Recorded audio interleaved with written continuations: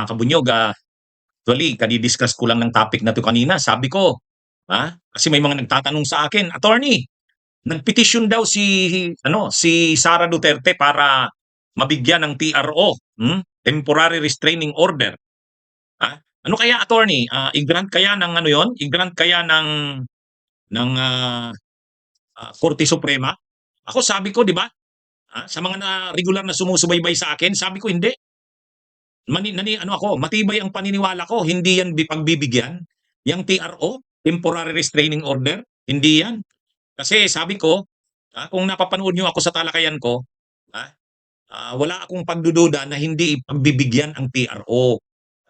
Kasi mga kabunyog, sabi ko nga, ang TRO, ibig sabihin, temporary restraining order, i-restrain mo, maglalabas ang Korte Suprema ng order para i-restrain, pigilan, ipatigil, kumbaga ipatigil mo sa Kamara yung yung yung pagsasagawa ng impeachment proceeding. Medyo yan mabigat yan kasi co-equal branch ang Kamara. Ang legislative ay co-equal ng judicial, co-equal branch. Tapos ipapatigil mo, medyo mabigat yan. Hindi pwede. Kailangan grave abuse of discretion. Kung simple nga lang na abuse of discretion, hindi pwede. Kung may mali man ang Kamara sa ginagawa nito, yung simple mistake lang or medyo hindi pa yan eh. Ang kailangan talaga grave abuse of discretion. Kaya hindi. Ito na, naglabas na ng desisyon. Naglabas na ng desisyon ngayong araw. Hindi nag-issue ng TRO ang Korte Suprema. So tuloy ang impeachment ni Sara. Mga kabunyog, mga kababayan. Kaya yung matagal na nating sinasabi na hindi yan mag-i-issue ng TRO, kinukontra tayo ng mga DDS. Huwag ka ngang magsalita ng tapos, Attorney Enzo Recto. Ano na naman yung ano na naman daw yung opinion ko? Mapapahiya daw ako kapag naglabas ng TRO ang Korte Suprema. Ngayong araw mga kabunyog, naglabas nga ng desisyon ang Korte Suprema at ang desisyon ay walang TRO. Ito yung desisyon ngayon mga kabunyog. Supreme Court issues no TRO House to proceed with Duterte impeachment. Yan po Bagamat hindi dinismiss yung petition ni Sara, bagamat hindi naman dinismiss, at pinapag-comment pa nga yung respondents, ibig sabihin yung House of Representatives. Pinapa-comment din yung mga complainants. Kasi yun yung respondent sa petition ni Sara eh.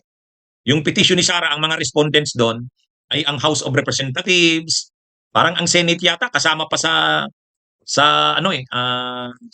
respondent. Saka yung mga complainants kasama sa respondents. So pinapa-comment. Ang order ng Korte Suprema within a non-extendable period of 10 days, pinapa-comment. So, pero yung inaasahan ng kampo ni Sara na magbibigay ng TRO o maglalabas ng TRO ang Korte Suprema, hindi po nangyari. Hindi po nangyari. Bakit? Tulad nga ng sinabi natin, kung noon nga si Duterte inaresto, humingi rin ng TRO yung mga abogado nila. Ayaw paalisin yung eroplano. Pumunta kaagad sila sa Korte Suprema para pigilan ng Korte Suprema yung pagpaalis kay Duterte. Hindi nag-issue ng TRO ang Korte Suprema. Bakit? Pipigilan mo ang executive department. Ano yan eh? Kumbaga yung pagdidesisyon kung isusurrender si Duterte sa ICC o hindi. Desisyon yan ng executive. Hindi yan pigilan ng Korte Suprema. Hindi yan pwedeng pigilan ng Korte Suprema. Kahit hindi sang-ayon ang Korte Suprema, halimbawa, hindi agree ang Korte Suprema sa desisyon na yon, hindi pwede yan.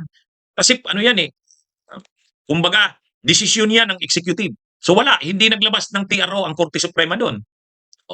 Tapos nung unang impeachment ni Sara, yung unang impeachment noong February 2025, pagdating sa Senado, final yung impeachment, kaagad-agad din ang file na naman ng petition ang mga abogado ni Sara sa Korte Suprema.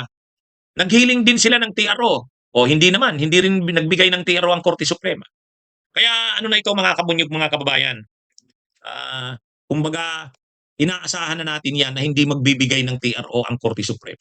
Inaasahan na rin natin na hindi naman i-dismiss yung petisyon. Kung hindi nagpalit ng kasi ngayon ang ginawa ni Sara Duterte, siya na mismo ang nag-file ng petisyon. Nung una kasi yung mga abogado lang, sila Torion, yung mga pro-Duterteng abogado, sabi natin, pag yun lang ang final, madi-dismiss yun. Kasi yun eh, walang legal standing sila Torion. Pero ito, nag-file na si Sara. Nag-file na si Sara. O anyway, so ano nang mangyayari ngayon? Wala na, tuloy-tuloy na yung impeachment na yan. Tuloy-tuloy na yan mga kabunyog. Hindi na yan. Ha? Kasi dapat sana kanina, pag sabi ng Korte Suprema, kasi nag-announce kanina ang Korte Suprema eh.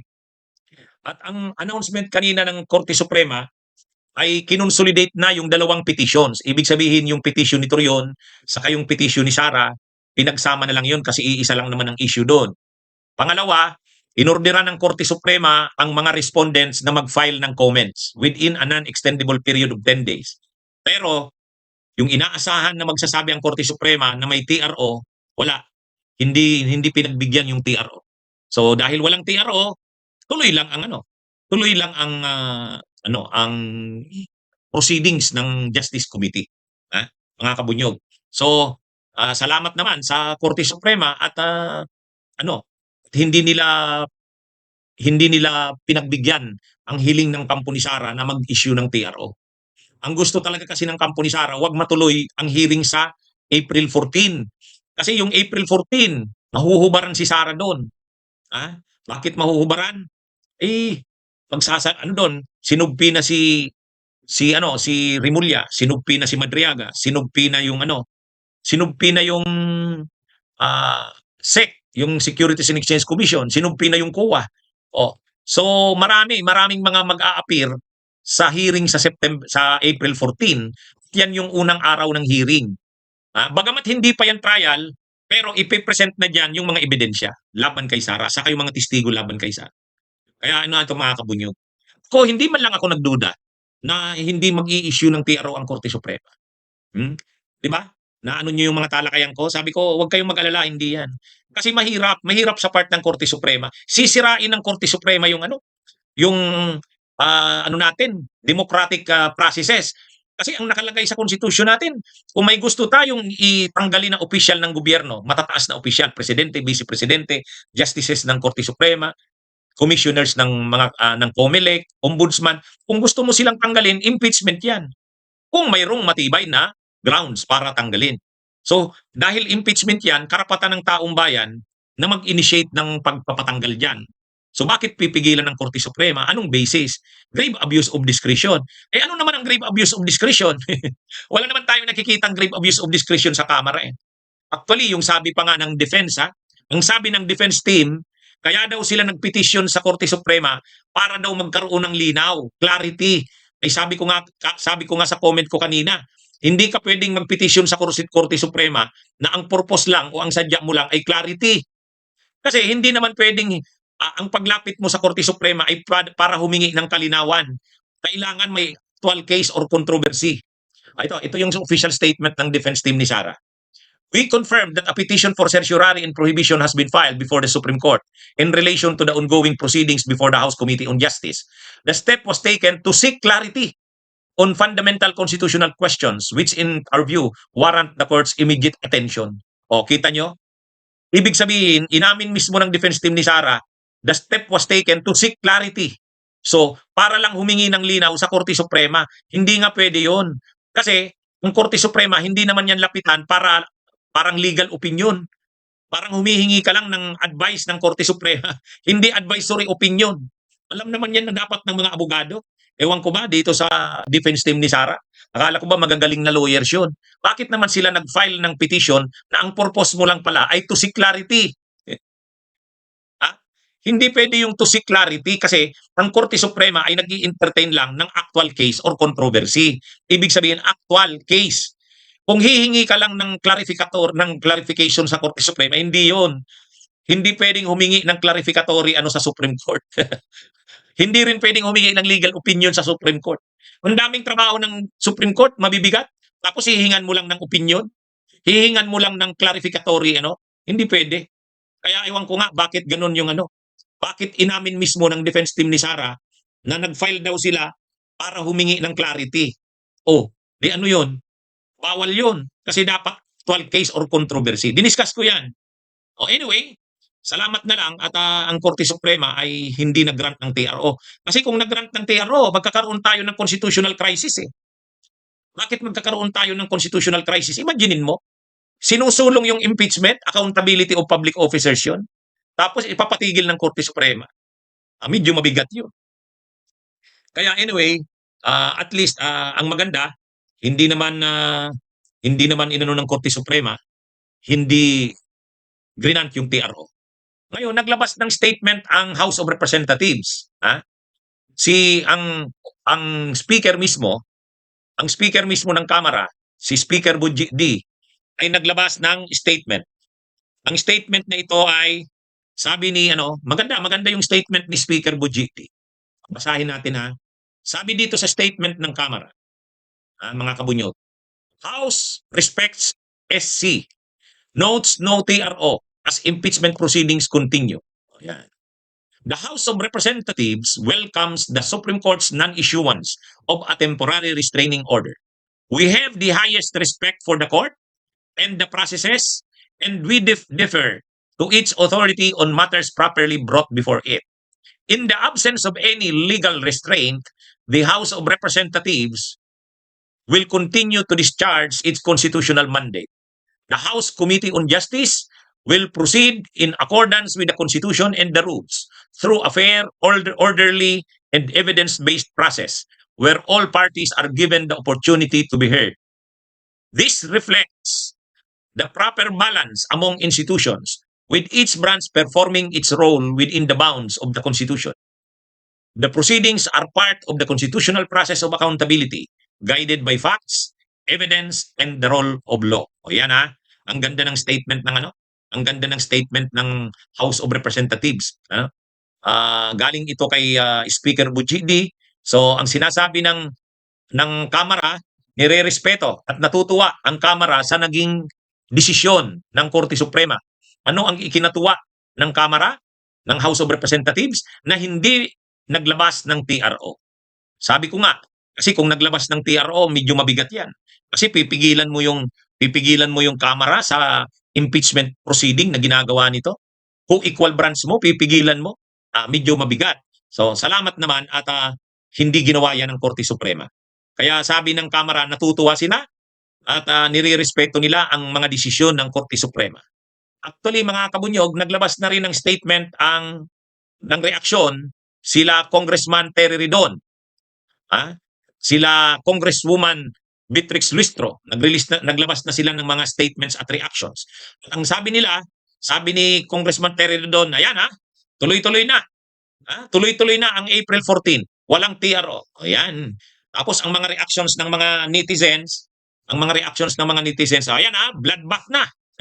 Bloodbath na sa April 14. Kaya mga kabunyog, wala nang makakapigil sa April 14 na hearing proper. Kasi nga, sinabi naman yan ni Congresswoman Beatrix Luistro, ang hearing sa April 14, mapipigilan lang yan kapag naglabas ang Korte Suprema ng TRO. Ay hindi nga naglabas. Actually, nailabas na ng Justice Committee lahat ng subpina. Ang alam natin ng mga sinubpina ay ang ombudsman. Ano ang dahilan at sinubpina ang ombudsman? Para dalhin yung mga SALENS ni Sara, yung Statement of Assets, Liabilities, and Net Worth. Pinapatestify si Ombudsman Boying Rimulya tungkol sa mga SALENS na yan ni Sara. Yung isa pang sinubpina, ang COA, si COA Chairman, Gamaliel Cordoba, sinubpina rin. Ano naman ang pinapadala sa kanya ng mga dokumento, dosis TECOM?